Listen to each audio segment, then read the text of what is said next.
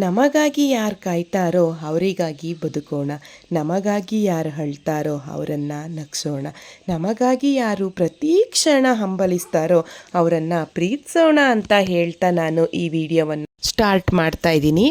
Hi friends, welcome back to my channel. Friends ಎಲ್ಲ ಹೇಗಿದ್ದೀರಾ, ಚೆನ್ನಾಗಿದ್ದೀರಾ ಅಂತ ತಿಳ್ಕೊಂಡು ನಾನು ಈ ಲಾಗ್ನ ಸ್ಟಾರ್ಟ್ ಮಾಡ್ತಾ ಇದ್ದೀನಿ. ಸೊ ಭಾನುವಾರದ ಲಾಗು ಈ ವಿಡಿಯೋ ಬಂದು ಫುಲ್ ಡೇ ನಾನು ಲಾಗ್ನ ಇದರಲ್ಲಿ ಅಪ್ಲೋಡ್ ಮಾಡ್ತಾ ಇದ್ದೀನಿ. ದಯವಿಟ್ಟು ಯಾರ್ಯಾರು ನನ್ನ ಚಾನಲ್ನ ಸಬ್ಸ್ಕ್ರೈಬ್ ಮಾಡದೆ ನೋಡ್ತಾ ಇದ್ದೀರಾ, ದಯವಿಟ್ಟು ಸಬ್ಸ್ಕ್ರೈಬ್ ಮಾಡಿಕೊಂಡು ಫುಲ್ ವಿಡಿಯೋ ವಾಚ್ ಮಾಡಿ ಮತ್ತು ಹೇಗಿತ್ತು ಅಂತ ಕಾಮೆಂಟ್ ಮಾಡಿ ಅಂತ ಕೇಳ್ಕೊತೀನಿ. ಮಾರ್ನಿಂಗ್ 7 ಗಂಟೆ ಎದ್ದಿರೋವಂಥದ್ದು. ನಾನು ಯಾವಾಗಲೂ ಭಾನುವಾರದ ಟೈಮಲ್ಲಿ ಲೇಟಾಗಿ ಎದ್ದೇಳೋದು. ಇವತ್ತು ಸ್ವಲ್ಪ ಬೇಗನೆ ಎದ್ದಿದ್ದೀನಿ. ಆ್ಯಸ್ ಇಟ್ ಆ್ಯಸ್ ನನ್ನ ರೊಟೀನ ಸ್ಟಾರ್ಟ್ ಮಾಡ್ಕೊಂಡಿದ್ದೀನಿ. ಎದ್ದಿದ ತಕ್ಷಣವೇ ಬಿಸಿ ನೀರಿಗೆ ನಾನು ಅಗಸೆ ಬೀಜದ ಪೌಡರ್ ಮತ್ತು ಒಂದೆಲಗ ಸೊಪ್ಪು ಪೌಡರ್ನ ನೀರೊಳಗಡೆ ಹಾಕ್ಕೊಂಡು ಕುಡಿಯುವಂಥ ಅಭ್ಯಾಸ. ನೀರಿಗೆ ಅದನ್ನೆಲ್ಲ ಮಿಕ್ಸ್ ಮಾಡಿಕೊಂಡು ಕುಡಿಯುವಂಥ ಅಭ್ಯಾಸವನ್ನು ಇಟ್ಕೊಂಡಿದ್ದೀನಿ. ಹಾಗಾಗಿ ನೀರನ್ನು ಕೂಡ ಕಾಯೋದಕ್ಕೆ ಇಟ್ಕೊಂಡು ಅದನ್ನು ಕೂಡ ಚೇಂಜ್ ಮಾಡ್ಕೊಂಡಿದ್ದೀನಿ. ನೆಕ್ಸ್ಟು ಇಮಿಡಿಯೇಟ್ಲಿ ಹಿಂದೆಯೇ ನಾನು ತಿಂಡಿಗೂ ಕೂಡ ರೆಡಿ ಮಾಡ್ತಾಯಿದ್ದೀನಿ. ಇವತ್ತು ಸ್ವಲ್ಪ ಡಿಫ್ರೆಂಟಾಗಿ ಕೋಕೋನಟ್ ರೈಸ್ ಮಾಡೋಣ ಮತ್ತು ಮೊಟ್ಟೆ ಮಸಾಲ ಮಾಡೋಣ ಅಂದ್ಕೊಂಡು ಮಾಡ್ತಾಯಿದ್ದೀನಿ. ಕೋಕೋನಟ್ ರೈಸ್ ಮಾಡೋದಕ್ಕೆ ನಾನು ರೈಸ್ನ ಆಗಲೇ ಇಟ್ಕೊಂಡಿದ್ದೀನಿ. ಈಗ ನಾನು ಒಂದು 7-8 ಸ್ಪೂನು ಕಾಯಿ ಪೌಡರ್ನ ಗ್ರೈಂಡ್ ಮಾಡಿ ಅದರಲ್ಲಿ ಕಾಯಿ ಹಾಲನ್ನ ತೊಗೋತಾ ಇದ್ದೀನಿ. ಇದರಲ್ಲೇ ನಾನು ಕೋಕೋನಟ್ ರೈಸ್ ಮಾಡೋದು. ತುಂಬಾ ಚೆನ್ನಾಗಿರುತ್ತೆ. ನಾವು ಕಾಯಿ ಹಾಕೋದಕ್ಕಿಂತ ಈ ರೀತಿ ನೀವು ಕಾಯಿ ಹಾಲನ್ನ ಹಾಕಿ ಮಾಡಿ ತುಂಬಾ ಚೆನ್ನಾಗಿರುತ್ತೆ. ಮತ್ತು ಇಲ್ಲಿ ನಾನು ಸ್ವಲ್ಪ ಟೊಮೊಟೊ, ಹಸಿಮೆಣ್ಸಿಕಾಯಿ, ಒಣಮೆಣ್ಸಿಕಾಯಿ, ಕೊತ್ತಂಬರಿ ಸೊಪ್ಪು, ಕರಿಬೇವಿನ ಸೊಪ್ಪು ಇಷ್ಟನ್ನು ಕೂಡ ನಾನು ರೆಡಿ ಮಾಡಿ ಇಟ್ಕೋತಾ ಇದ್ದೀನಿ. ಮತ್ತು ಸ್ವಲ್ಪ ಈರುಳ್ಳಿ, ಏನಕ್ಕಪ್ಪ ಅಂದರೆ ಮೊಟ್ಟೆ ಮಸಾಲ ಮಾಡೋದಕ್ಕೆ ಈರುಳ್ಳಿನ ರೆಡಿ ಮಾಡ್ಕೋತಾ ಇದ್ದೀನಿ. ಇದಕ್ಕೆ ನಾನು ಟೊಮೊಟೊ ಆಗಲಿ ಈರುಳ್ಳಿ ಆಗಲಿ ಕೋಕೋನಟ್ ರೈಸ್ಗೆ ಹಾಕೋದಿಲ್ಲ, ಜಸ್ಟ್ ಮೊಟ್ಟೆ ಮಸಾಲಕ್ಕೂ ಕೂಡ ಈಗ ರೆಡಿ ಮಾಡ್ಕೋತಾ ಇದ್ದೀನಿ. ಸ್ವಲ್ಪ ಡಿಫ್ರೆಂಟಾಗಿ ಏನಾದರೂ ಮಾಡೋಣ ಅಂತ. ತಿಂಡಿ ತಿನ್ನೋದು ಸ್ವಲ್ಪ ಲೇಟು, ಅಷ್ಟರಲ್ಲಿ ನೀರು ಕುಡಿಯೋಣ ಅಂದ್ಕೊಂಡು ರೆಡಿ ಮಾಡ್ತಾಯಿದ್ದೀನಿ. ಡೈಲಿ ನಾನು ಬೇರೆ ಜ್ಯೂಸು ಸ್ಮೂದಿಗಳೆಲ್ಲ ಮಾಡ್ಕೋತೀನಿ ಅಡುಗೆ ಜೊತೆಗೆ. ಆದರೆ ಬೆಳಿಗ್ಗೆ ಎದ್ದ ತಕ್ಷಣವೇ ಇದೊಂದು ಒಳ್ಳೆ ಕೆಲಸ ಅಂತಲೇ ಹೇಳ್ಬೋದು. ಒಂದು ಒಳ್ಳೆ ಹ್ಯಾಬಿಟ್ಸ್. ಎದ್ದಿದ ತಕ್ಷಣವೇ ಅಗಸೆ ಬೀಜದ ಪೌಡರ್ ಮತ್ತು ಒಂದೆಲಗ ಪೌಡರ್ನ ಕುಡಿಯೋದ್ರಿಂದ ನಮ್ಮ ಬಾಡಿಯಲ್ಲಿರುವಂತಹ ಕೆಟ್ಟ ವಿಷಕಾರಿ ಅಂಶಗಳನ್ನು ತೆಗೆದಾಗುತ್ತೆ. ಹಾಗಾಗಿ ನೀವು ಅಗಸೆ ಬೀಜದ ಪೌಡರ್ನು ಕೂಡ ನೀವು ಕುಡಿಬೋದು. ಯಾರಾದರೂ ಅಭ್ಯಾಸ ಮಾಡ್ತೀನಿ ಅಂದರೆ ಇದನ್ನು ಅಭ್ಯಾಸ ಮಾಡ್ಕೋಬೋದು. ಇದು ನನಗೆ ಒಂದು ಒಳ್ಳೆ ರಿಸಲ್ಟ್ ಕೊಡ್ತಾಯಿದೆ ಅಂತಲೇ ಹೇಳ್ಬೋದು. ಇವಾಗ ನೀರನ್ನ ಒಂದು ಸೈಡಲ್ಲಿ ಇಟ್ಟಿದ್ದೀನಿ ಆರೋವರೆಗೂ. ತಿಂಡಿಗೆ ರೆಡಿ ಮಾಡ್ಕೊಳ್ಳೋಣ ಅಂದ್ಕೊಂಡು ರೆಡಿ ಮಾಡ್ತಾಯಿದ್ದೀನಿ. ನಾನು ಕೋಕೋನಟ್ ರೈಸ್ಗೆ ಗೋಡಂಬಿನೂ ಕೂಡ ಹಾಕೋತಾ ಇದ್ದೀನಿ. ಗೋಡಂಬಿ ತುಂಬಾ ಚೆನ್ನಾಗಿರುತ್ತೆ ಟೇಸ್ಟು. ಈಗ ಫಸ್ಟ್ ರೆಡಿ ಮಾಡ್ಕೊಳ್ಳೋಣ. ನಾನು ಸ್ಟವ್ ಹಚ್ಕೊಂಡು ಒಂದು ಪಾತ್ರೆ ಇಟ್ಕೊಂಡಿದ್ದೀನಿ. ಆ ಪಾತ್ರೆಗೆ 2 ಸ್ಪೂನಷ್ಟು ಎಣ್ಣೆನ ಹಾಕೋತಾ ಇದ್ದೀನಿ. ಜಾಸ್ತಿ ಹಾಕೋದಕ್ಕೆ ಹೋಗಬೇಡಿ, ನಾನು ಫ್ರೈ ಮಾಡೋದಕ್ಕೆ. ಅಂದರೆ ಕೋಕೋನಟ್ ರೈಸಲ್ಲಿ ಕೋಕೋನಟಲ್ಲೇ ಸ್ವಲ್ಪ ಎಣ್ಣೆ ಇರುತ್ತೆ, ಹಾಗಾಗಿ ಸ್ವಲ್ಪ ಕಡಿಮೆ ಹಾಕ್ಕೊಂಡ್ರೆ ಬೆಸ್ಟು ನನ್ನ ಪ್ರಕಾರ. ಯಾಕಂದರೆ ತಿಂತ ಆಯಲ್ ಥರ ಬಂದರೆ ಈ ಸೆಕೆಲಂತೂ ಒಂಥರ ಹೊಟ್ಟೆ ಎಲ್ಲ ಕಲಿಸುತ್ತೆ. ಹಾಗಾಗಿ ನಾನು ಸ್ವಲ್ಪನೇ ಹಾಕ್ಕೊಂಡೆ.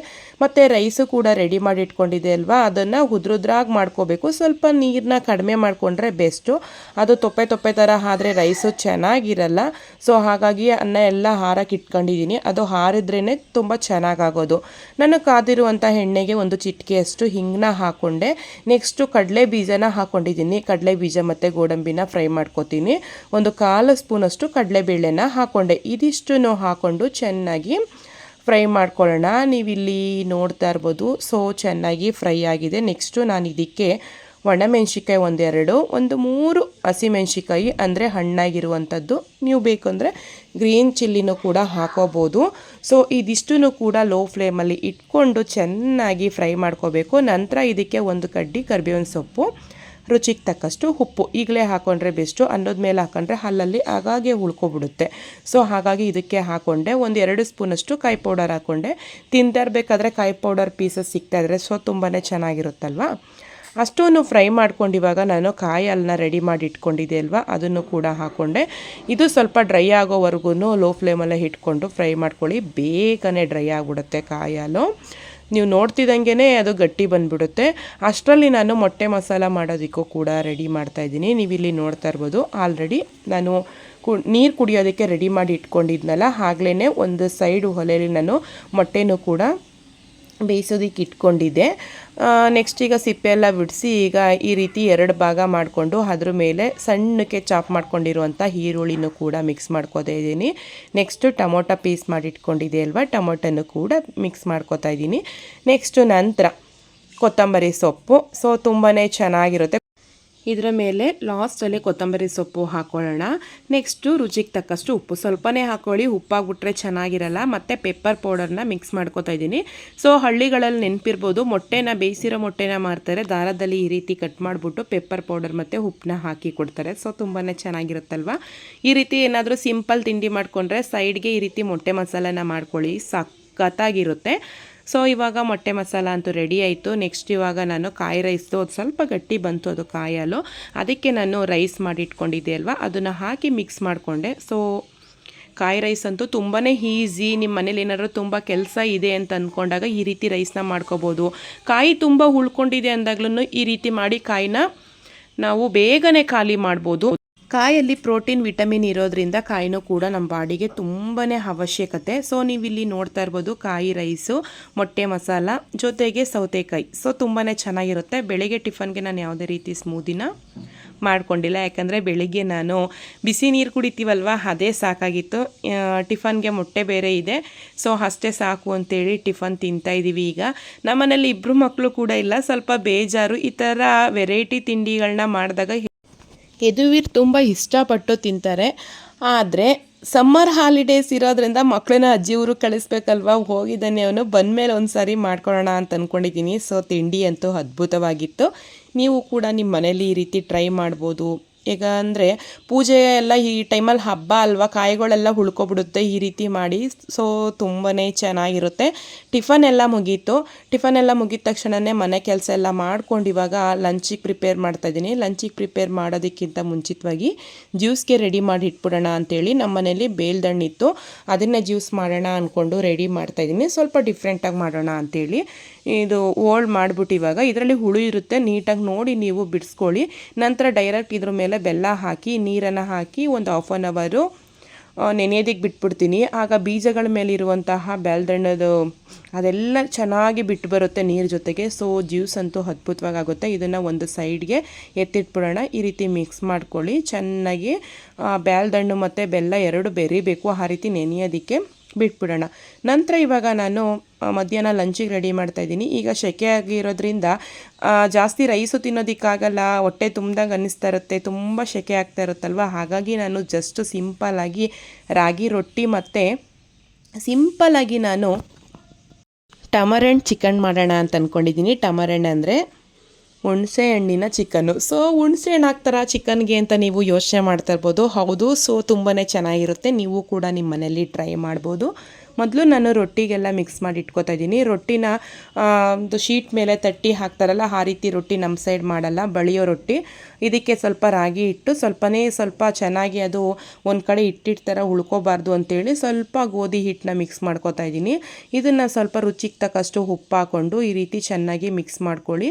ಟೈಮ್ ಇದ್ದಿದ್ರೆ ಇದಕ್ಕೆ ಸ್ವಲ್ಪ ಹಸಿಮೆಣ್ಸಿಕಾಯಿ, ಕೊತ್ತಂಬರಿ ಸೊಪ್ಪು, ಈರುಳ್ಳಿ, ಸಬ್ಸಿಗೆ ಸೊಪ್ಪು ಎಲ್ಲನೂ ಕೂಡ ಹಾಕೋಬೋದು. ಸೊ ತುಂಬಾ ಚೆನ್ನಾಗಿರುತ್ತೆ. ಇವತ್ತು ಚಿಕನ್ ಇರೋದ್ರಿಂದ ಸೈಡ್ಸ್ಗೆ ಈ ರೀತಿ ಪ್ಲೈನ್ ರೊಟ್ಟಿನೇ ಮಾಡಿಕೊಂಡ್ರೆ ಅದ್ಭುತವಾಗಿರುತ್ತೆ. ಸೊ ಬ್ಯಾಟರ್ ಅಂತೂ ರೆಡಿಯಾಗಿದೆ. ಇದನ್ನು ಒಂದು ಕ್ಲೋಸ್ ಮಾಡಿ ಇದು ಚೆನ್ನಾಗಿ ನೆನಿಬೇಕು. ರೊಟ್ಟಿ ಚೆನ್ನಾಗಿ ಬರುತ್ತೆ, ಬಳಿಯೋದಕ್ಕೂ ಚೆನ್ನಾಗಿರುತ್ತೆ. ಒಂದು ಸೈಡ್ಗೆ ಎತ್ತಿಟ್ಕೊಂಡೆ. ಈಗ ನಾನು ಟಮರೆಂಟ್ ಚಿಕನ್ಗೆ ರೆಡಿ ಮಾಡ್ತಾಯಿದ್ದೀನಿ. ಸ್ಟವ್ ಹಚ್ಕೊಂಡು ಒಂದು ಪಾತ್ರೆ ಇಟ್ಕೊಂಡಿದ್ದೀನಿ. ಈ ಪಾತ್ರೆಗೆ ನಾನು ಫಸ್ಟು ಟಮರೆಂಟ್ ಚಿಕನ್ ಮಾಡೋದಕ್ಕೆ ಆಲ್ರೆಡಿ ಎಲ್ಲ ರೆಡಿ ಮಾಡ್ಕೊಂಡಿದ್ದೀನಿ. ಯಾಕಂದರೆ ಮನೆ ಕೆಲಸ ಎಲ್ಲ ಮಾಡಿ ಸ್ನಾನ ಮಾಡಿಕೊಂಡು ಎಲ್ಲ ಕುತ್ಕೊಂಡು ಟಿ ವಿ ನೋಡ್ಕೊಂಡು ರೆಡಿ ಮಾಡಿಕೊಂಡು ಲಾಸ್ಟಲ್ಲಿ ಅಡುಗೆ ಮಾಡೋದಕ್ಕೆ ರೆಡಿ ಆಗುತ್ತೆ ಅಂತೇಳಿ. ಅಡುಗೆ ಮನೇಲಿ ಒಬ್ಬಳೇ ನಿಂತ್ಕೊಂಡು ಕಟ್ ಮಾಡ್ತಾಯಿದ್ರು ಕೂಡ ಬೇಜಾರಾಗ್ತಾ ಇರುತ್ತೆ. ಅದೇ ಟಿ ವಿ ನೋಡ್ಕೊಂಡು ಮನೆ ಜನ ಜೊತೆ ಮಾತಾಡ್ಕೊಂಡು ಕೂತ್ಕೊಂಡು ಕಟ್ ಮಾಡಿದ್ರೆ ಟೈಮ್ ಪಾಸ್ ಆಗುತ್ತಲ್ವ. ಹಾಗಾಗಿ ಮಾತಾಡ್ಕೊಂಡು ಎಲ್ಲನೂ ಮಧ್ಯಾಹ್ನ ಲಂಚ್ಗೆಲ್ಲ ಪ್ರಿಪೇರ್ ಮಾಡಿಕೊಂಡೆ. ಜಸ್ಟ್ ಈಗ ಅಡುಗೆ ಮಾಡ್ತಾಯಿದ್ದೀನಿ ಅಷ್ಟೇ, ಎಲ್ಲ ರೆಡಿ ಮಾಡಿ ಇಟ್ಕೊಂಡಿದ್ದೀನಿ. ಆ ಪಾತ್ರೆಗೆ ನಾನು 1 ಸ್ಪೂನಷ್ಟು ಎಣ್ಣೆನ ಹಾಕ್ಕೊಂಡಿದ್ದೀನಿ. ಅದಕ್ಕೆ ನಾನು ಸ್ವಲ್ಪ ಮೆಂತ್ಯ ಕಾಳನ್ನ ಹಾಕೋತಾ ಇದ್ದೀನಿ. 4ರಿಂದ 5 ಕಾಳನ್ನು ಮೆಂತ್ಯ ಕಾಳು, ಸ್ವಲ್ಪ ಜೀರಿಗೆಯನ್ನು ಹಾಕೋತಾ ಇದ್ದೀನಿ. ಸೊ ಡಿಫ್ರೆಂಟ್ ಆದ ಚಿಕನ್ನು, ನೀವು ಕೂಡ ಟ್ರೈ ಮಾಡ್ಬೋದು. ಅದನ್ನು ಎಣ್ಣೆ ಒಳಗಡೆ ಹಾಕೊಳ್ಳೋಣ. ಮತ್ತು ಇದಕ್ಕೆ ನಾನು ಸೋಂಪು ಕಾಳು 1/4 ಸ್ಪೂನಷ್ಟು ಸೋಂಪು ಕಾಳನ್ನ ಹಾಕೋತಾ ಇದ್ದೀನಿ. ಡಿಫ್ರೆಂಟ್ ಟೇಸ್ಟನ್ನು ಕೊಡುತ್ತೆ. ನಂತರ ಇದಕ್ಕೆ ನಾನು ಧನ್ಯ, ಸ್ವಲ್ಪ ಗೋಡಂಬಿ ಚಿಕನ್ ಕೇಳಿದಿರಲ್ವ, ಗೋಡಂಬಿ ಹಾಕೋದ್ರಿಂದ ಒಂಥರ ರಾ ಸ್ಟೈಲಲ್ಲಿ ಬರುತ್ತೆ, ಸಖತ್ತಾಗಿರುತ್ತೆ. ಇಷ್ಟನ್ನು ಹಾಕ್ಕೊಂಡು ಚೆನ್ನಾಗಿ ಫ್ರೈ ಮಾಡ್ಕೋಬೇಕು. ಲೋ ಫ್ಲೇಮಲ್ಲೇ ಇಟ್ಕೊಳ್ಳಿ. ಒಂದು 7ರಿಂದ 8 ಒಣಮೆಣ್ಸಿಕಾಯಿನ ಹಾಕೋತಾ ಇದ್ದೀನಿ. ಇದಕ್ಕೆ ನಾನು ಹಸಿಮೆಣ್ಸಿಕಾಯಿ ಏನು ಕೂಡ ಮಿಕ್ಸ್ ಮಾಡಿಕೊಡಲ್ಲ. ಸೊ ಇವಾಗ ಫ್ರೈ ಆಗಿದೆ ನೋಡಿ, ಸ್ವಲ್ಪ ಲೈಟ್ ಬ್ರೌನ್ ಕಲರ್ ಬರಬೇಕು ನಾವು ಫ್ರೈ ಮಾಡಿರುವಂಥ ಐಟಮ್ಸ್. ಇವಾಗ ನಾವು ಚಿಕನ್ ಐಟಮ್ಸ್ ಏನಾದರೂ ಮಾಡಬೇಕಾದ್ರೆ ಒಂದು ಪಾತ್ರೆಗೆ ಎಣ್ಣೆ ಹಾಕ್ಕೊಂಡು ಅದಕ್ಕೆ ಈರುಳ್ಳಿ ಎಲ್ಲ ಹಾಕ್ಕೊಂಡು ಚಿಕನ್ ಫ್ರೈ ಮಾಡ್ಕೋತೀವಲ್ವ, ಇವತ್ತು ಸ್ವಲ್ಪ ಡಿಫ್ರೆಂಟಾಗಿ ಮಾಡ್ತಾಯಿದ್ದೀನಿ. ಈಗ ಚಿಕನ್ ಎಲ್ಲ ಕ್ಲೀನ್ ಮಾಡಿ ಇಟ್ಕೊಂಡಿದ್ದೀನಿ. 1 kg ಚಿಕನ್ನ ತರಿಸಿದ್ದೀನಿ. ಅದಕ್ಕೆ ನಾನು ಡೈರೆಕ್ಟು ಕಟ್ ಮಾಡ್ಕೊಂಡಿರುವಂಥ ಈರುಳ್ಳಿ, ಒಂದು 2 ಸ್ಪೂನಷ್ಟು ಎಣ್ಣೆ, ಅದನ್ನು ಡೈರೆಕ್ಟ್ ಒಂದು ಪಾತ್ರೆ ಒಳಗಡೆ ಹಾಕಿ ನೋಡಿ, ಹಸಿ ಚಿಕನ್ಗೆ ಈ ರೀತಿ ಹಾಕೋಬೇಕು. ನೀವು ಇಲ್ಲಿ ನೋಡ್ತಾ ಇದ್ದೀರಲ್ವ, ಎಣ್ಣೆ ಮತ್ತು ಈರುಳ್ಳಿನ ಹಾಕ್ಕೊಂಡೆ. ನೆಕ್ಸ್ಟ್ ಇದಕ್ಕೆ ಅರಿಶಿನ ಪೌಡರ್, ನಾರ್ಮಲಾಗಿ ನಾವು ಫ್ರೈ ಮಾಡಬೇಕಾದ್ರೆ ಅರಿಶಿನ ಪೌಡರ್ ಹಾಕ್ತೀವಲ್ವ, ಅದನ್ನು ಕೂಡ ಹಾಕ್ತಾಯಿದ್ದೀನಿ. ಸೊ ಇದಿಷ್ಟನ್ನು ಹಾಕ್ಕೊಂಡು ಚೆನ್ನಾಗಿ ಮಿಕ್ಸ್ ಮಾಡ್ಕೊಳ್ಳೋಣ. ಇದು ಚೆನ್ನಾಗಿ ಎಣ್ಣೆ ಮತ್ತು ಈರುಳ್ಳಿ ಜೊತೆಗೆ ಚೆನ್ನಾಗಿ ನೆನಿಬೇಕು ಚಿಕನ್ನು, ಆಮೇಲೆ ಫ್ರೈ ಮಾಡಿಕೊಂಡ್ರೆ ಒಂದು ಒಳ್ಳೆ ಡಿಫ್ರೆಂಟ್ ಟೇಸ್ಟ್ನ ಕೊಡುತ್ತೆ. ಸೊ ಈ ರೀತಿ ಮಿಕ್ಸ್ ಮಾಡಿಕೊಂಡು ಒಂದು 10 ನಿಮಿಷ ಹಾಗೆ ಬಿಡ್ತೀನಿ. ಅಷ್ಟರಲ್ಲಿ ಮಸಾಲೆ ಎಲ್ಲ ರೆಡಿ ಮಾಡ್ಕೊತಾ ಇದ್ದೀನಿ. ಈಗ ನಾನು ಫ್ರೈ ಮಾಡ್ಕೊಂಡಿದ್ನಲ್ಲ, ಅದನ್ನೆಲ್ಲ ಸೈಡಲ್ಲಿ ಹಾರೋವರೆಗೂ ಬಿಡಬೇಕು. ಇದಕ್ಕೂ ಕೂಡ ನಾನು ಕಾಯೆಲ್ಲ ರೆಡಿ ಮಾಡ್ಕೊತಾ ಇದ್ದೀನಿ. ನಮ್ಮ ಮನೇಲಿ ಕಾಯಿ ತುಂಬ ಜಾಸ್ತಿ ಇತ್ತು. ನೆನ್ನೆ ನಮ್ಮ ಮನೆ ದೇವರ ಹಬ್ಬ ಇದ್ದಿದ್ದರಿಂದ ನಮ್ಮ ಮನೇಲಿ ಕಾಯಿ ಉಳ್ಕೊಂಡಿತ್ತು, ಹಾಗಾಗಿ ವೇಸ್ಟ್ ಮಾಡಬಾರ್ದು ಅಂತೇಳಿ ಈ ರೀತಿ ಐಟಮ್ಸ್ನ ಮಾಡ್ತಾಯಿದ್ದೀನಿ. ನೀವು ಕೂಡ ನಿಮ್ಮ ಮನೇಲಿ ಟ್ರೈ ಮಾಡ್ಬೋದು. ನಾನು ಒಂದು ಬಟ್ಲು ಕಾಯಿ ತೊಗೊಂಡಿದ್ದೀನಿ. ಅದಕ್ಕೆ ಸ್ವಲ್ಪ ನೀರು ಹಾಕ್ಕೊಂಡು ಚೆನ್ನಾಗಿ ಗ್ರೈಂಡ್ ಮಾಡಿಕೊಂಡು ಕಾಯೆಲ್ಲ ತೆಗೆದಿಟ್ಕೋತೀನಿ. ನೀವು ಬೇಕು ಅಂದರೆ ಹಾಕೋಬೋದು, ಬಟ್ ಗ್ರೇವಿ ಬೇಕು ಅಂದರೆ ನೀವು ಈ ರೀತಿ ಮಾಡಿಕೊಂಡ್ರೆ ಬೆಸ್ಟು. ಸೊ ಇವಾಗ ಚೆನ್ನಾಗಿ ಗ್ರೈಂಡ್ ಮಾಡಿಕೊಂಡು ಜಾಲರಿ ತಗೊಂಡು ಚೆನ್ನಾಗಿ ಕಾಯನ್ನ ಎಲ್ಲನೂ ತೆಗೆದುಬಿಡ್ತೀನಿ ಹೊರಗಡೆಗೆ. ನಾವು ಜೀರಾ ರೈಸ್ ಮಾಡಬೇಕಾದ್ರೂ ಈ ರೀತಿ ಟ್ರೈ ಮಾಡ್ತೀವಲ್ವ, ಸೊ ತುಂಬಾ ಚೆನ್ನಾಗಿರುತ್ತೆ.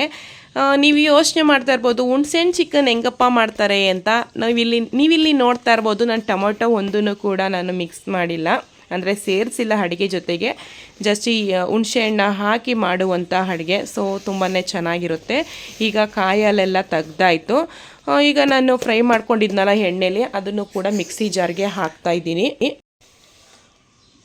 ಸೊ ಎಲ್ಲನೂ ಕೂಡ ಮಿಕ್ಸಿ ಜಾರ್ಗೆ ಹಾಕೋತಾ ಇದ್ದೀನಿ. ಇದಕ್ಕೆ ನಾನು ಒಂದು ಅರ್ಧ ನಿಂಬೆಹಣ್ಣಷ್ಟು ಹುಣಸೆಹಣ್ಣ ಹಾಕೋಬೇಕು. ಅದಕ್ಕಿಂತ ಮುಂಚಿತವಾಗಿ ನಾನು ಒಂದು 2 ಏಲಕ್ಕಿ, ಒಂದು 4ರಿಂದ 5 ಕಾಳು ಮೆಣಸು, ಅರ್ಧ ಇಂಚಷ್ಟು ಚಕ್ಕೆ, 2ರಿಂದ 3 ಲವಂಗ ಅಷ್ಟನ್ನು ಹಾಕ್ಕೊಂಡು ನಾವು ಗ್ರೈಂಡ್ ಮಾಡ್ಕೋಬೇಕು ಚೆನ್ನಾಗಿ. ಸೊ ಇವಾಗ ಎಲ್ಲನೂ ಹಾಕೋತಾ ಇದ್ದೀನಿ. ಲಾಸ್ಟಲ್ಲಿ ನಾನಿವಾಗ ಒಂದು ಅರ್ಧ ಇಂಚಷ್ಟು ಶುಂಠಿ, ಒಂದು ಬೆಳ್ಳುಳ್ಳಿ ಅದನ್ನು ಕೂಡ ಹಾಕೋತಾ ಇದ್ದೀನಿ. ಇದಿಷ್ಟು ಹಾಕೊಂಡ್ರೆ ಚಿಕನ್ನು ಒಂದು ಒಳ್ಳೆ ಟೇಸ್ಟ್ ಕೊಡುತ್ತೆ.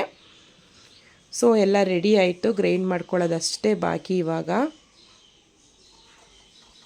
ಯಾವಾಗಲೂ ಒಂದೇ ಥರ ಚಿಕನ್ ಮಾಡ್ಕೊಂಡು ತಿಂದು ಬೇಜಾರಾಗ್ತಾ ಇರುತ್ತಲ್ವ, ಹಾಗಾಗಿ ಈ ರೀತಿ ಹೊಸ ರೀತಿ ಟ್ರೈ ಮಾಡ್ತಾಯಿದ್ದೀನಿ. ಒಂದು ಸಾರಿ ಟ್ರೈ ಮಾಡಿದ್ದೆ, ತುಂಬಾ ಚೆನ್ನಾಗಿ ಬಂದಿತ್ತು. ಈಗ ನೆನೆಸಿಟ್ಕೊಂಡಿದ್ನಲ್ಲ ಅರ್ಧ ನಿಂಬೆಹಣ್ಣಷ್ಟು ಹುಣಸೆಹಣ್ಣು, ಅದನ್ನು ನೀರು ಸಮೇತ ನಾನು ಮಿಕ್ಸಿ ಜಾರ್ ಒಳಗಡೆ ಹಾಕ್ಕೊಂಡೆ. ಇದಿಷ್ಟನ್ನು ಹಾಕ್ಕೊಂಡು ಚೆನ್ನಾಗಿ ಪೇಸ್ಟ್ ಮಾಡ್ಕೊಂಡು ಬರೋಣ. ನೆನಪಿರಲಿ, ಜಾಸ್ತಿ ನೀರು ಹಾಕೋದಕ್ಕೆ ಹೋಗಬೇಡಿ, ಯಾಕಂದರೆ ಅದು ಗೋಡಂಬಿ ಪೀಸಸ್ ಆಗಲ್ಲ, ಮತ್ತು ಧನ್ಯ ಏನು ಕೂಡ ತರಿಯಾಗಿ ಉಳ್ಕೊಬಿಡುತ್ತೆ. ಸ್ವಲ್ಪನೇ ನೀರು ಹಾಕ್ಕೊಂಡು ಗ್ರೈಂಡ್ ಮಾಡ್ಕೊಂಡ್ರೆ ಬೆಸ್ಟು. ಈಗ ಗ್ರೈಂಡ್ ಆಗಿದೆ, ಚಿಕನ್ನ ರೆಡಿ ಮಾಡ್ಕೊಳ್ಳೋದು ಅಷ್ಟೇ ಬಾಕಿ. ಈಗ ನಾನು ಮಸಾಲೆನ ಫ್ರೈ ಮಾಡ್ಕೊಂಡಿದ್ನಲ್ಲ, ಅದೇ ಪಾತ್ರೆಗೆ ನಾನು ನೆನೆಸಿಟ್ಕೊಂಡಿದ್ನಲ್ಲ ಎಣ್ಣೆ, ಈರುಳ್ಳಿ, ಅರಿಶಿನ ಎಲ್ಲನೂ ಹಾಕೋಣ. ಪಾತ್ರೆ ಒಳಗಡೆ ಹಾಕ್ಬಿಟ್ಟು ಲಿಡ್ ಕ್ಲೋಸ್ ಮಾಡಿಬಿಟ್ರೆ ಸಾಕು, ಚೆನ್ನಾಗಿ ಫ್ರೈ ಆಗುತ್ತೆ. ಈಗ ಪಾತ್ರೆ ಕಾದಿದೆ, ಕಾದಿದ ತಕ್ಷಣವೇ ನಾನು ಇವಾಗ ಚಿಕನ್ ಎಲ್ಲ ನೆನೆಸಿಟ್ಕೊಂಡಿದ್ನಲ್ಲ ಎಣ್ಣೆ ಜೊತೆಗೆ, ಅದನ್ನು ಪೂರ ಇದ್ರೊಳಗಡೆ ಹಾಕ್ತಾಯಿದ್ದೀನಿ. ನೀವಿಲ್ಲಿ ನೋಡ್ತಾ ಇರ್ಬೋದು. ಸೊ ತುಂಬಾ ಚೆನ್ನಾಗಿರುತ್ತೆ, ಒಂದು ಡಿಫ್ರೆಂಟ್ ಟೇಸ್ಟ್. ಆದರೆ ನಾನು ಇಷ್ಟು ಚೆನ್ನಾಗಾಗುತ್ತೆ ಅಂತ ಅಂದ್ಕೊಂಡಿರಲಿಲ್ಲ. ಫಸ್ಟ್ ಟ್ರೈ ಮಾಡಿದಾಗಲೇ ಅಂದ್ಕೊಂಡೆ ಈ ರೀತಿ ಚಿಕನ್ ಯಾವಾಗಲೂ ಮಾಡ್ಕೋಬೇಕು ಅಂತ. ಅಷ್ಟು ಅದ್ಭುತವಾಗಿತ್ತು. ಈಗ ಲಿಡ್ ಕ್ಲೋಸ್ ಮಾಡಿ ಅದು ಚೆನ್ನಾಗಿ ಫ್ರೈ ಆಗೋದಕ್ಕೆ ಬಿಡ್ತಾಯಿದ್ದೀನಿ. ಅಷ್ಟರಲ್ಲಿ ಜ್ಯೂಸನ್ನ ರೆಡಿ ಮಾಡ್ಕೊಳ್ಳೋಣ. ನಾನು ಸೆಪ್ರೇಟ್ ಜಾರ್ನ ತೊಗೋಬೇಕು, ಯಾಕಂದರೆ ನಮ್ಮ ಮನೇಲಿ ಒಂದೇ ಜಾರ್ ಇದೆ, 2 ಜಾರ್ ಇದೆ. ಚಿಕ್ಕ ಅಡುಗೆ ಮನೆ ಆಗಿರೋದ್ರಿಂದ ಇನ್ನೊಂದು ಜಾರ್ ಅವಶ್ಯಕತೆ ಇಲ್ಲ ಅಂತ ಮೇಲೆ ಎತ್ತಿಟ್ಬಿಟ್ಟಿದ್ದೀನಿ. ಆದರೆ ಜ್ಯೂಸ್ಗೆ ಅಂತಲೇ ಬೇರೆ ಜಾರ್ ತೊಗೊಳ್ಳೋಣ ಅಂತ ಅಂದ್ಕೊಂಡಿದ್ದೀನಿ. ಇದಕ್ಕೆ ನಾನು 2 ಏಲಕ್ಕಿನ ಹಾಕೋತಾ ಇದ್ದೀನಿ. ಆಗಲೇ ಸ್ವೀಟ್ಗೆ ಅಂತೇಳಿ ಬೆಲ್ಲನ ಹಾಕ್ಕೊಂಡಿದ್ದೆ. ಇನ್ನೊಂದು ಸ್ವಲ್ಪ ನೀರು ಹಾಕ್ಕೊಳ್ಳೋಣ, ಯಾಕಂದರೆ ನೀರು ಸ್ವಲ್ಪನೇ ಹಾಕ್ಕೊಂಡಿದ್ದೆ, ಜ್ಯೂಸು ಗಟ್ಟಿ ಆದರೂ ಕೂಡ ಚೆನ್ನಾಗಿರಲ್ಲ. ಹಾಗಾಗಿ ನಾನು ಇನ್ನೊಂದು ಸ್ವಲ್ಪ ನೀರು ಹಾಕ್ಕೊಂಡು ಚೆನ್ನಾಗಿ ಗ್ರೈಂಡ್ ಮಾಡ್ಕೊಂಡು ಇವಾಗ ಜಾರ್ಲಿ ತಗೊಂಡು ಚೆನ್ನಾಗಿ ಸೋಸ್ಕೊತಾ ಇದ್ದೀನಿ ನೋಡಿ. ಅದರಲ್ಲೂ ಬೇಲ್ದಣ್ಣಂತೂ ಆರೋಗ್ಯಕ್ಕೆ ತುಂಬಾ ಒಳ್ಳೆಯದು, ಪ್ರೆಗ್ನೆಂಟ್ ಲೇಡಿಗಂತೂ ತುಂಬ ಒಳ್ಳೆಯದು. ಈ ಸಮ್ಮರ್ ಡೇಸ್ ಆಗಿರೋದ್ರಿಂದ ಇರೋದ್ರಿಂದ ನಮ್ಮ ಬಾಡಿಗೆ ತುಂಬಾ ನೀರಿನ ಅಂಶ ಅವಶ್ಯಕತೆ ಇದೆ. ಹಾಗಾಗಿ ನಾವು ಹಣ್ಣು ತಿನ್ನೋಕ್ಕಾಗಲ್ಲ ಅನ್ನೋರು ಈ ರೀತಿ ಜ್ಯೂಸ್ನ ಮಾಡಿಕೊಂಡ್ರೆ ನಮ್ಮ ಬಾಡಿಯಲ್ಲಿ ನೀರಿನ ಅಂಶ ಉಳಿಯುತ್ತೆ, ಮತ್ತು ಮಕ್ಕಳಿಗಂತೂ ಡಿಹೈಡ್ರೇಷನ್ ಆಗಿಬಿಡುತ್ತೆ. ಹಾಗಾಗಿ ಈ ರೀತಿ ಜ್ಯೂಸ್ ಐಟಮ್ಸ್ನ ಎಲ್ಲ ಅಡುಗೆಗೂ ಕೊಡ್ತಾ ಇರಿ, ಸೊ ಅವರು ಆರೋಗ್ಯವಾಗಿ ಇರ್ಬೋದು. ಈಗ ನಾನು ರುಚಿ ತಕ್ಕಷ್ಟು ಉಪ್ಪನ್ನ ಹಾಕ್ಕೊಂಡೆ. ಇದರೊಳಗಡೆಗೆ ಆಲ್ರೆಡಿ ಫಸ್ಟು ಮಿಕ್ಸ್ ಮಾಡ್ಕೋಬೇಕಾದ್ರೆ ಉಪ್ಪನ್ನ ಹಾಕ್ಕೊಂಡಿರಲಿಲ್ಲ, ಹಾಗಾಗಿ ಈಗ ಉಪ್ಪು ಹಾಕ್ಕೊಂಡು ಚೆನ್ನಾಗಿ ಫ್ರೈ ಮಾಡ್ಕೊತಾ ಇದ್ದೀನಿ. ಆಲ್ರೆಡಿ ಇದು ಎಷ್ಟೋ ಚಿಕನ್ ಬೆಂದ್ಬಿಟ್ಟಿದೆ. ರೆಡಿ ಆಗೋದಿನ 5 ನಿಮಿಷದಲ್ಲಿ ಚಿಕನ್ ರೆಡಿ ಆಗಿಬಿಡುತ್ತೆ. ಅಷ್ಟರಲ್ಲಿ ರೊಟ್ಟಿ ಎಲ್ಲ ರೆಡಿ ಮಾಡ್ಕೊಳ್ಳೋಣ ಅಂತೇಳಿ ನಾನು ರೊಟ್ಟಿ ಕಲ್ಲನ್ನ ಸ್ಟವಲ್ಲಿ ಇಟ್ಕೊಂಡು ಅದನ್ನು ಚಿಕ್ಕ ಒಲೆ ಹುರಿಯುತ್ತಲ್ಲ ಅದಕ್ಕೆ ಶಿಫ್ಟ್ ಮಾಡಿಕೊಂಡೆ. ರೊಟ್ಟಿ ಹಾಕೊಳ್ಳೋಣ. ನಮ್ಮನೇಲಿ ಯಾವಾಗಲೂ ಈ ರೀತಿ ರೊಟ್ಟಿನೇ ಮಾಡೋದು. ಸೊ ಒಂದು ಸಾರಿ ಟ್ರೈ ಮಾಡಿದೆ, ರೊಟ್ಟಿ ತಟ್ಬಿಟ್ಟು ತವದ ಮೇಲೆ ಹಾಕ್ತಾರಲ್ಲ ಆ ರೀತಿ. ನಾನು ಚಿಕ್ಕವಳಿದ್ದಾಗ್ಲಿಂದನೂ ಅಮ್ಮ ಈ ರೀತಿಯೇ ರೊಟ್ಟಿ ಮಾಡೋದು. ಅಮ್ಮನೇ ಅಂತಲ್ಲ, ನಮ್ಮ ಸೈಡೆಲ್ಲ ಈ ರೀತಿಯೇ ರೊಟ್ಟಿ ಮಾಡೋದು. ಚಿಕನ್ನು ಕೂಡ ಹಾಗಾಗಿ ಈ ರೀತಿ ತಿರುಗ್ತಾ ಇರಬೇಕು, ಯಾಕಂದರೆ ತಳ ಹಿಡ್ಕೊಬಿಟ್ರೆ ಕಷ್ಟ. ಸೊ ಹಾಗಾಗಿ ಮಿಕ್ಸ್ ಮಾಡ್ಕೋತಾ ಇದ್ದೀನಿ. ಒಂದು ಐಟಮ್ ಆದಮೇಲೆ ಇನ್ನೊಂದು ಐಟಮ್ ಮಾಡ್ಕೊಂಡು ಹೋಗೋಣ ಅಂತ ಹೇಳಿದ್ರೆ ಟೈಮು ತುಂಬ ಎಳೆದ್ಬಿಡುತ್ತೆ. ಆಲ್ರೆಡಿ 4 ಗಂಟೆ ಆಗಿದೆ. ನಮ್ಮ ಮನೇಲಿ ಇನ್ನೂ ಕೂಡ ಲಂಚ್ ಪ್ರಿಪೇರ್ ಆಗಿಲ್ಲ, ಯಾಕಂದರೆ ಮನೆ ಕೆಲಸ ಎಲ್ಲ ಮಾಡಿ ಅಡುಗೆಗೆ ಪ್ರಿಪೇರ್ ಮಾಡೋ ಅಷ್ಟರಲ್ಲಿ ಟೈಮ್ ಆಗೋಯ್ತು. ಸೊ ಆ ಕಡೆ ಚಿಕನ್ ಬೇಯ್ತಾ ಇದೆ, ಈ ಕಡೆ ರೊಟ್ಟಿನೂ ಕೂಡ ರೆಡಿ ಮಾಡಿ ಹಾಟ್ ಬಾಕ್ಸ್ಗೆ ಇಟ್ಕೊಬಿಟ್ರೆ ಊಟ ಮಾಡೋದಕ್ಕೆ ಸರಿ ಹೋಗುತ್ತೆ ಅಂತೇಳಿ ರೊಟ್ಟಿನ ಹಾಕೋತಾ ಇದ್ದೀನಿ. ನೀವಿಲ್ಲಿ ನೋಡ್ತಾ ಇರ್ಬೋದು, ರೊಟ್ಟಿ ಕಲ್ಗೆ ನಾನು ಸ್ವಲ್ಪ ಎಣ್ಣೆ ಹಾಕ್ತೆ. ಫಸ್ಟ್ ರೊಟ್ಟಿ ಹಾಕಬೇಕಾದ್ರೆ 2 ಚಿಟಿಕೆ ಅಷ್ಟು ಎಣ್ಣೆ ಹಾಕ್ಕೊಂಡ್ರೆ ಸಾಕು. ಸ್ವಲ್ಪ ನೀರನ್ನ ಚುಮ್ಕಿಸ್ಬಿಟ್ಟು ಈ ರೊಟ್ಟಿನ ನೀಟಾಗಿ ಸ್ಟವ್ನ ಲೋ ಫ್ಲೇಮಲ್ಲಿ ಇಟ್ಕೊಂಡು ಈ ರೀತಿ ಬೆಳೆದ್ರೆ ಸಾಕು, ಅದ್ಭುತವಾಗಿ ರೊಟ್ಟಿ ಬರುತ್ತೆ. ಈಗ ರೊಟ್ಟಿ ತಟ್ಟಬೇಕಾದ್ರೂ ಕೈಯಲ್ಲಿ ಅಲ್ವಾ ರೊಟ್ಟಿ ತಟ್ಟೋದು, ಇದನ್ನು ಅಷ್ಟೇ ಕೈಯಲ್ಲಿ ಬೆಳೆಯೋದಷ್ಟೇ. ಸೊ ತುಂಬಾ ಚೆನ್ನಾಗಿರುತ್ತೆ. ಇಲ್ಲಿ ನೋಡಿ ಚಿಕನ್ನು ಕೂಡ ಚೆನ್ನಾಗಿ ನೀರು ಬಿಡ್ತಾ ಇದೆ. ಈ ಟೈಮಲ್ಲಿ ನಾನು ರುಬ್ಕೊಂಡಿರುವಂಥ ಮಸಾಲೆನ ಹಾಕೋತಾ ಇದ್ದೀನಿ. ಸೊ ಮಸಾಲೆ ಅಂತೂ ಒಂದು ಒಳ್ಳೆ ಫ್ಲೇವರ್ ಬಂದಿದೆ, ಯಾಕಂದರೆ ಇದಕ್ಕೆ ಸೋಂಪು ಮತ್ತು ಗೋಡಂಬಿ ಎಲ್ಲ ಹಾಕಿದ್ದೀವಲ್ವಾ, ಸಖತ್ತಾಗಿರುತ್ತೆ. ಇದನ್ನು ಸ್ವಲ್ಪ ಚೆನ್ನಾಗಿ ಮಿಕ್ಸ್ ಮಾಡ್ಕೊಳ್ಳೋಣ. ಆಮೇಲೆ ಕಾಯಲ್ಲಿ ಹಾಕ್ಕೊಂಡ್ರೆ ಆಯಿತು. ಕಾಯಲು ಗ್ರೇವಿ ಬೇಕು ಅನ್ನೋ ದೃಷ್ಟಿಯಿಂದ ನಾನು ಹಾಕ್ಕೊಂಡಿರೋದು. ನಿಮಗೆ ಬೇಡ ಅಂದರೆ ಸ್ಕಿಪ್ ಮಾಡ್ಬೋದು, ಬಟ್ ಗ್ರೇವಿ ಇದ್ದರೆ ಸಂಜೆ ಅಡುಗೆಗೂ ಆಗುತ್ತಲ್ವ, ಒಂದು ಡಿಫ್ರೆಂಟ್ ಟೇಸ್ಟ್ನ ಕೊಡುತ್ತೆ. ಸೊ ಈಗ ಮಿಕ್ಸ್ ಆಗಿದೆ, ಅದೊಂದು ಸ್ವಲ್ಪ ಮಸಾಲೆ ಜೊತೆ ಕುದೀತಾ ಇರಲಿ. ಅಷ್ಟರಲ್ಲಿ 1-2 ರೊಟ್ಟಿ ಮಾಡೋಣ. ರೊಟ್ಟಿ ಇವಾಗ ಎತ್ತಿನ ನೋಡಿ ತವ ಬಿಟ್ಟು ಎಷ್ಟು ಚೆನ್ನಾಗಿ ಬರುತ್ತೆ ಅಂತೇಳಿ. ಸೊ ತುಂಬಾ ಈಸಿ. ನಮ್ಮೂರುಗಳಲ್ಲಿ ಹುಷಾರಿಲ್ಲ ಅಂತಂದರೆ ಈ ರೀತಿ ರೊಟ್ಟಿನೇ ರಾಗಿ ರೊಟ್ಟಿ, ಅಕ್ಕಿ ರೊಟ್ಟಿ ಮಾಡಿಬಿಟ್ಟು ತುಪ್ಪ ಕೊಡ್ತಾರೆ, ಇಲ್ಲಾಂದರೆ ಉಪ್ಸಾರು ಖಾರ ಹಾಕಿ ಕೊಡ್ತಾರೆ. ಸಖತ್ತಾಗಿರುತ್ತೆ. ನಮಗಂತೂ ಉಪ್ಸಾರು ಖಾರ ಬೆಣ್ಣೆ ರೊಟ್ಟಿ ಸಖತ್ತಾಗಿರುತ್ತೆ. ನಾವು ಯಾವಾಗ್ಲೂ ಟಿಫನ್ ಅಂದರೆ ರೊಟ್ಟಿ ಅಂದರೆ ಯಾರೂ ಕೂಡ ಬೇಡ ಅನ್ನಲ್ಲ, ಅಷ್ಟು ಇಷ್ಟಪಟ್ಟು ತಿಂತಾರೆ. ಈ ಕಡೆ ರೊಟ್ಟಿನೂ ಕೂಡ ಮಾಡ್ಕೋತಾ ಇದ್ದೀನಿ. ಇಲ್ಲಿ ಚಿಕನು ಕೂಡ ರೆಡಿ ಆಗ್ತಾಯಿದೆ. ಅಷ್ಟರಲ್ಲಿ ಇನ್ನೊಂದು ರೊಟ್ಟಿ ಹಾಕ್ಬಿಟ್ಟು ಕಾಯಲ್ಲಿ ಹಾಕ್ಕೊಳ್ಳೋಣ. ಸೊ ತುಂಬಾ ಈಸಿ. ಸ್ವಲ್ಪ ಗೋಧಿ ಹಿಟ್ಟನ್ನ ಹಾಕ್ಕೊಂಡ್ರೆ ಚೆನ್ನಾಗಿ ಬರುತ್ತೆ, ರೊಟ್ಟಿ ಬೆಳೆಯೋದಕ್ಕೆ ಈಸಿ ಆಗುತ್ತೆ ಅಂತೇಳಿ ನಾನು 2 ಸ್ಪೂನಷ್ಟು ಗೋಧಿ ಹಿಟ್ಟನ್ನ ಮಿಕ್ಸ್ ಮಾಡಿಕೊಂಡೆ. ಸೊ ಫ್ರೆಂಡ್ಸ್, ನೀವು ಇಲ್ಲಿ ನೋಡ್ತಾ ಇರ್ಬೋದು ಎಷ್ಟು ಚೆನ್ನಾಗಿ ಮಾಡ್ತಾಯಿದ್ದೀನಲ್ವ. ನೀವು ಕೂಡ ಈ ರೀತಿ ಟ್ರೈ ಮಾಡಿ. ಆಲ್ಮೋಸ್ಟ್ ಎಲ್ಲರ ಮನೆಯಲ್ಲೂ ಈ ರೀತಿ ಮಾಡ್ತಾರೆ ಅಂತ ಅಂದ್ಕೊಂಡಿದ್ದೀನಿ. ಗೊತ್ತಿಲ್ಲದೆ ಇರೋರಿಗೆ ಇದು ಈಸಿ ಆಗುತ್ತೆ. ಸೊ ಇಲ್ಲಿ ನೋಡಿ ಚಿಕನ್ನು ಕೂಡ ಚೆನ್ನಾಗಿ ಕುದೀತಾ ಇದೆ, ನೀವಿಲ್ಲಿ ನೋಡ್ತಾ ಇರ್ಬೋದು. ಸೊ ಇಲ್ಲಿ ನೋಡಿ ಪೀಸಸ್ ಎಲ್ಲ ಮೂಳೆ ಬಿಟ್ಟು ಬರೋ ರೀತಿ ಕಾಣಿಸ್ತೈತೆ. ಜಸ್ಟ್ ಇನ್ 5 ಮಿನಿಟ್ಸ್ ಆದರೆ ಚಿಕನ್ ಗ್ರೇವಿ ಅಂತೂ ರೆಡಿ ಆಯಿತು. ಅಂದರೆ ಹುಣಸೆಹಣ್ಣಿನ ಚಿಕನ್, ಟಮರೆಂಟ್ ಚಿಕನ್ ರೆಡಿ ಆಗುತ್ತೆ. ಈಗ ನಾನು ಕಾಯಲ್ನ ರೆಡಿ ಮಾಡಿ ಇಟ್ಕೊಂಡಿದ್ದೆ ಅಲ್ವಾ, ಕಾಯಲ್ನು ಕೂಡ ಹಾಕೋತಾ ಇದ್ದೀನಿ. ನೀವು ಇಲ್ಲಿ ನೋಡ್ತಾ ಇರ್ಬೋದು. ಇದನ್ನು ಕೂಡ ಚೆನ್ನಾಗಿ ಮಿಕ್ಸ್ ಮಾಡಿದ್ರೆ ಆಲ್ಮೋಸ್ಟ್ ಕಾಯಲು ಬಿಸಿ ಹಾಕ್ತಾ ಇದ್ದಂಗೆ, ಅಂದರೆ ಹೀಟ ಹಾಕ್ತಾ ಇದ್ದಂಗೆ ಗಟ್ಟಿ ಬಂದುಬಿಡುತ್ತೆ. ಗಟ್ಟಿ ಆಗೋವರೆಗೂ ಒಂದು 5 ನಿಮಿಷ ಕಾಯ್ಬೇಕಷ್ಟರಲ್ಲಿ ರೊಟ್ಟಿ ಎಲ್ಲ ರೆಡಿ ಮಾಡ್ಕೋತೀನಿ. ಈಗ ರೊಟ್ಟಿ ಎಲ್ಲ ಆಗಿದೆ, ಇನ್ನೊಂದು ರೊಟ್ಟಿ ಆದರೆ ಮಧ್ಯಾಹ್ನದ ಲಂಚ್ ಅಂತೂ ರೆಡಿ ಆಯಿತು. ಆಲ್ಮೋಸ್ಟ್ ನಾವು ಊಟಕ್ಕೆ ಕೂತ್ಕೊಳ್ಳೋ ಅಷ್ಟರಲ್ಲಿ 4:15 ಆಗಿಬಿಟ್ಟಿತ್ತು. ಈಗ ರೆಡಿಯಾಗಿದೆ, ಸರ್ವ್ ಮಾಡ್ಕೋತಾ ಇದ್ದೀನಿ. ನೀವಿಲ್ಲಿ ನೋಡ್ತಾ ಇರ್ಬೋದು. ಇಷ್ಟು ಗ್ರೇವಿ ಬಂದರೆ ಸಾಕು, ಯಾಕಂದರೆ ಈಗ ಸೆಕೆ ಆಗಿರೋದ್ರಿಂದ ಬಿಸಿ ಬಿಸಿ ಅಡುಗೆಗಳೆಲ್ಲ ಬೇಗನೆ ಹಾರೋಗ್ಬಿಡುತ್ತೆ, ಮತ್ತು ಹುಳಿನೂ ಕೂಡ ಬಂದುಬಿಡುತ್ತೆ. ಜಾಸ್ತಿ ಸ್ಟವ್ವು ಕೂಡ ಅಂದರೆ ಸ್ಪೂನ್ಗಳೆಲ್ಲ ಕೈಯಾಡಿಸ್ಬಾರ್ದು ಅಂತ ಹೇಳ್ತಾರೆ, ಬೇಗ ಹುಳಿ ಬಂದುಬಿಡುತ್ತೆ ಅಂತೇಳಿ. ಹಾಗಾಗಿ ಬೇಗ ಪ್ರಿಪೇರ್ ಆಗುವಂಥ ಅಡುಗೆನ ನಾನು ರೆಡಿ ಮಾಡಿದೆ. ಸೊ ಈಗ ಸರ್ವ್ ಮಾಡ್ಕೋತಾ ಇದ್ದೀನಿ. ನೋಡಿ ಎಷ್ಟು ಚೆನ್ನಾಗಿ ಕಾಣಿಸ್ತೈತಲ್ವಾ, ಸಕ್ಕತ್ತಾಗಿ. ನನಗಂತೂ ತುಂಬಾ ಇಷ್ಟ ಆಯಿತು. ಒಂದು ಒಳ್ಳೆ ಟೇಸ್ಟ್ ಕೊಡ್ತು. ಯಾವಾಗಲೂ ಟೊಮೆಟೊ ಹಾಕಿ ಮಾಡ್ತಿದ್ವಿ, ಈ ಸಾರಿ ಹುಣಸೆಹಣ್ಣು ಹಾಕಿ ಮಾಡಿದ್ದೀನಿ. ಜೊತೆಗೆ ಜ್ಯೂಸು ಅದ್ಭುತವಾಗಿರುತ್ತಲ್ವ. ಬಿಸಿ ಬಿಸಿ ಅಡುಗೆ ಜೊತೆಗೆ ತಣ್ಣಗಿರೋ ಜ್ಯೂಸನ್ನ ಮಾಡ್ಕೊಂಡು ಕುಡಿತಾ ಇದ್ರಂತೂ, ಜೊತೆಗೆ ಸೌತೆಕಾಯಿ ಜೊತೆಗೆ ಒಂದು ಈರುಳ್ಳಿ ಇದ್ರಂತೂ ಸಕ್ಕತ್ತಾಗಿರುತ್ತೆ. ಈರುಳ್ಳಿನೂ ಕೂಡ ಕಟ್ ಮಾಡ್ಕೊಂಡಿದ್ದೀನಿ, ಆದರೆ ಇದರಲ್ಲಿ ನಾನು ತೋರಿಸಿಲ್ಲ ಅಷ್ಟೇ. ನಾವು ಊಟ ಮಾಡಿಕೊಂಡು ರೆಡಿಯಾಗಿ ಇವಾಗ ಹೊರಗಡೆಗೆ ಪರ್ಚೇಸಿಂಗ್ಗೆ ಅಂದ್ಕೊಂಡು ಬಂದಿದ್ದೀನಿ. ಯಾಕಪ್ಪ ಅಂದರೆ ನಾನು ಕೈತೋಟ ಮಾಡ್ಕೊಂಡಿದ್ದೀನಿ ನಮ್ಮ ಮನೆ ಮುಂದೆಗಡೆ. ಬಾಗಿಲಲ್ಲಿ ಆ ಕಡೆ ಈ ಕಡೆ ಶೋ ಗಿಡಗಳನ್ನ ಹಾಕೋಣ ಅಂಥೇಳಿ ನಮ್ಮ ಮನೆಯವ್ರಿಗೆ ಹೇಳಿದೆ. ಅವರು ಕೊಡಿಸ್ತೀನಿ ಬಾ ಅಂತೇಳಿ ಕರ್ಕೊಂಡು ಬಂದಿದ್ದಾರೆ. ಚಿಕ್ಕ ಚಿಕ್ಕ ಪಾಟ್ಗಳನ್ನ ತಗೊಂಡ್ವಿ. ಇದೇನೇ ತುಂಬ ರೇಟು, ಒಂದು ಪಾಟ್ಗೆ 60 ರುಪೀಸು. ಸೊ 2 ಪಾಟ್ನ ತಗೊಂಡೆ. ಆದರೆ ಇವತ್ತು ನಾನು ಹಾಕೋದಕ್ಕೆ ಆಗಲಿಲ್ಲ. ಯಾಕೆ ಅಂತ ರೀಸನ್ ಹೇಳ್ತೀನಿ. First purchase ಮಾಡ್ಕೊಬಿಡೋಣ.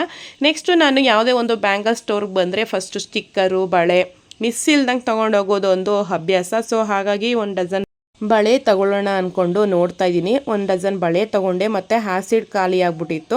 ಒಂದಷ್ಟು ಪಾತ್ರೆ ಫುಲ್ಲು ಕಪ್ ಬಂದಿದೆ. ಆ ಪಾತ್ರೆ ಎಲ್ಲ ನೀಟ್ ಮಾಡಬೇಕು ಅಂತ ಹೇಳಿ ನಾನು ಆ್ಯಸಿಡ್ ಅಂತೂ ಬೇಕಿತ್ತು. ಹುಷಾರಾಗಿ ಯೂಸ್ ಮಾಡೋಣ ಅಂದ್ಕೊಂಡು ಆ್ಯಸಿಡು ಕೂಡ ತಗೊಂಡೆ. ಸೊ ಇಲ್ಲಿಂದ ಪರ್ಚೇಸ್ ಮಾಡಿಕೊಂಡು ನಮ್ಮನೆಯವರು ಮನೆಗೆ ಏನೋ ಒಂದು ಐಟಮ್ಸ್ ತೊಗೋಬೇಕಿತ್ತು.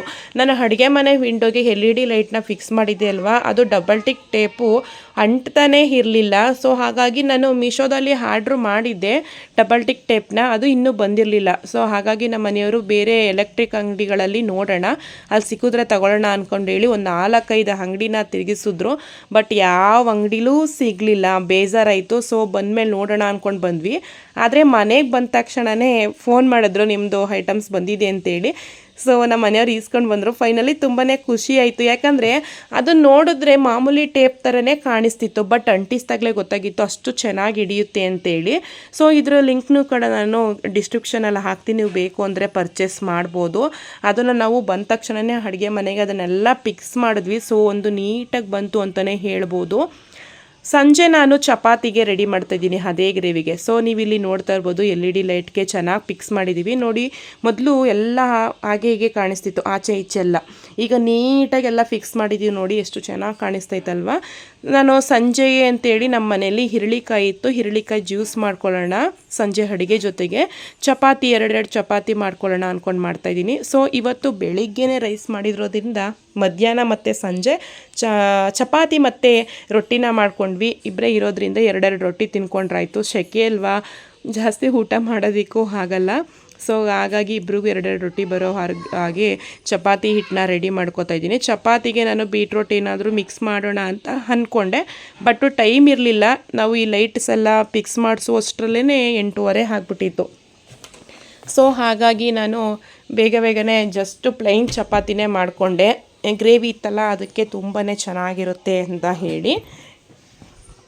ಸೊ ಫ್ರೆಂಡ್ಸ್, ಒಂದು ರಿಕ್ವೆಸ್ಟ್, ನಾನು ಕಿಚನ್ ಮೇಕ್ ಓವರ್ ಮಾಡಿದ್ದೀನಿ. ದಯವಿಟ್ಟು ಒಂದು ಸಾರಿ ಫ್ರೀ ಮಾಡಿಕೊಂಡು ನೀವು ಆ ವಿಡಿಯೋವನ್ನು ವಾಚ್ ಮಾಡಿ. ಯಾರ್ಯಾರು ಕಿಚನ್ ಮೇಕ್ ಓವರ್ ಮಾಡಬೇಕು ಅಂತ ಅಂದ್ಕೊಂಡಿದ್ದೀರಾ ಅವರಿಗೆ ಒಂದು ಐಡಿಯಾ ಬರುತ್ತೆ. ಮತ್ತು ಕಿಚನ್ ಐಟಮ್ಸ್ ತರಿಸಿರುವಂಥ ಒಂದು ವಿಡಿಯೋವನ್ನು ಮಾಡಿದ್ದೀನಿ. ಆ ವಿಡಿಯೋವನ್ನು ನೋಡಿ ನಿಮಗೆ ತುಂಬ ಕಡಿಮೆ ರೇಟ್ಗೆ ತರಿಸಿರುವಂಥ ಐಟಮ್ಸು, ಅದನ್ನು ನೋಡಿದ್ರೆ ನಿಮಗೆ ಒಂದು ಐಡಿಯಾಸ್ ಬರುತ್ತೆ. ನಿಮ್ಮ ಕಿಚನ್ಗಳಿಗೆ ಯಾವ ಐಟಮ್ಸ್ನ ತರಿಸಿದ್ರೆ ಬೆಸ್ಟು, ಯಾವುದಿಲ್ಲ, ಯಾವುದು ಬೇಕು ಅನ್ನೋದು ಕೂಡ ಗೊತ್ತಾಗುತ್ತೆ. ಸೊ ಇವಾಗ ಚಪಾತಿನೂ ಕೂಡ ರೆಡಿ ಆಗ್ತಾಯಿದೆ. ಜೊತೆಗೆ ನಾನು ಹಿರಳಿಕಾಯಿ ಜ್ಯೂಸನ್ನು ಮಾಡ್ಕೊಂಡಿದ್ದೀನಿ. ಹಿರಳಿಕಾಯಿ ಜ್ಯೂಸು ನಮ್ಮ ಬಾಡಿಯಲ್ಲಿರುವಂಥ ಅಸಿಡಿಟಿ ಎಲ್ಲ ಹೋಗಿಸುತ್ತೆ. ಹಿರಳಿಕಾಯಿನ ಕಟ್ ಮಾಡಿಬಿಟ್ಟು ಟೆರೆಸ್ ಮೇಲೆ ಇಟ್ಬಿಟ್ರೆ ಸಾಕು, ಅದ್ರ ಮೇಲೆ ಹರಳುಪ್ಪು ಹಾಕ್ಬಿಟ್ಟು ಬೆಳಿಗ್ಗೆ ಎದ್ದು ಅದನ್ನು ಕುಡಿದ್ರೆ ಸೊ ತುಂಬಾ ಚೆನ್ನಾಗಿರುತ್ತೆ. ಅಸಿಡಿಟಿ ಪ್ರಾಬ್ಲಮ್ ಎಲ್ಲ ಹೋಗುತ್ತೆ. ಹಾಗಾಗಿ ಜಾಸ್ತಿ ಹಿರಳಿಕಾಯಿ ಜ್ಯೂಸು, ಲೆಮನ್ ಜ್ಯೂಸು ಸ್ವಲ್ಪ ಮಾಡ್ಕೊಂಡು ಕುಡಿದ್ರೆ ಬಾಡಿಯಲ್ಲಿ ನೀರಿನ ಅಂಶ ಉಳ್ಕೊಳ್ಳುತ್ತೆ ಅಂತ ಹೇಳೋದಕ್ಕೆ ಇಷ್ಟಪಡ್ತೀನಿ. ನಾವು ನಾರ್ಮಲಾಗಿ ಜ್ಯೂಸ್ ಮಾಡಬೇಕಾದ್ರೆ ಏಲಕ್ಕಿ, ಸಕ್ಕರೆ ಎಲ್ಲ ಹಾಕಿ ಮಾಡ್ತೀವಲ್ವ. ಇವತ್ತು ನಾನು ಸಕ್ಕರೆ ಜೊತೆಗೆ ಒಂದು ಚಿಟಿಕೆ ಉಪ್ಪು, 1 ಚಿಟಿಕೆಯಷ್ಟು ಪೆಪ್ಪರ್ ಪೌಡರ್ನ ಹಾಕೋತಾ ಇದ್ದೀನಿ ಸಕ್ಕರೆ ಜೊತೆಗೆ. ಒಂದು ಸಾರಿ ಮಾಡಿ ನೋಡಿ. ಹಿರಳಿಕಾಯಿ ಜ್ಯೂಸ್ಗೆ ಪೆಪ್ಪರ್ ಪೌಡರ್ ಮತ್ತು ಉಪ್ಪನ್ನ ಹಾಕಿ ಸಖತ್ತಾಗಿರುತ್ತೆ, ಒಂದು ಒಳ್ಳೆ ಟೇಸ್ಟ್ನ ಕೊಡುತ್ತೆ. ಈ ಜ್ಯೂಸ್ ಜೊತೆಗೆ ಜಿಯಾ ಸೀಡ್ಸ್ ಹಾಕಿದ್ರೆ ಇನ್ನೂ ಅದ್ಭುತವಾಗಿರುತ್ತೆ. ನಮ್ಮ ಮನೆಯಲ್ಲಿ ಇರಲಿಲ್ಲ, ಇನ್ನೂ ತಂದಿರಲಿಲ್ಲ. ಸೊ ನೆಕ್ಸ್ಟ್ ವಿಡಿಯೋದಲ್ಲಿ ಜಿಯಾ ಸೀಡ್ಸ್ ಮತ್ತು ಕಾಮಕಸ್ತೂರಿ ಬೀಜ, ಜಿಯಾ ಸೀಡ್ಸೇ ಬೇರೆ, ಕಾಮಕಸ್ತೂರಿ ಬೀಜನೇ ಬೇರೆ, ಅದನ್ನು ಕೂಡ ನಾನು ನಿಮಗೆ ಪರಿಚಯ ಮಾಡಿಕೊಡ್ತೀನಿ ಯಾವ್ಯಾವ ರೀತಿ ಇರುತ್ತೆ ಅಂತೇಳಿ. ಸೊ ಚಪಾತಿಗಂತೂ ಗ್ರೇವಿ ಇನ್ನೂ ಗಟ್ಟಿ ಬಂತು. ನೀವು ಮಧ್ಯಾಹ್ನ ಸಾಂಬಾರು ರೀತಿ ಕಾಣಿಸ್ತಾ ಇತ್ತಲ್ವ, ನೋಡಿ ಎಷ್ಟು ಗಟ್ಟಿ ಬಂದಿದೆ. ಸೊ ಈ ರೀತಿ ಇದ್ರಂತೂ ಚಪಾತಿಗೆ ಸಖತ್ತಾಗಿರುತ್ತಲ್ವ, ಖಾರವಾಗಿ ಅದ್ಭುತವಾಗಿತ್ತು.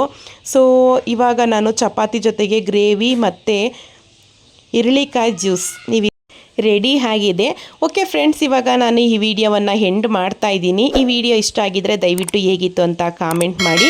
Okay friends, thank you for watching.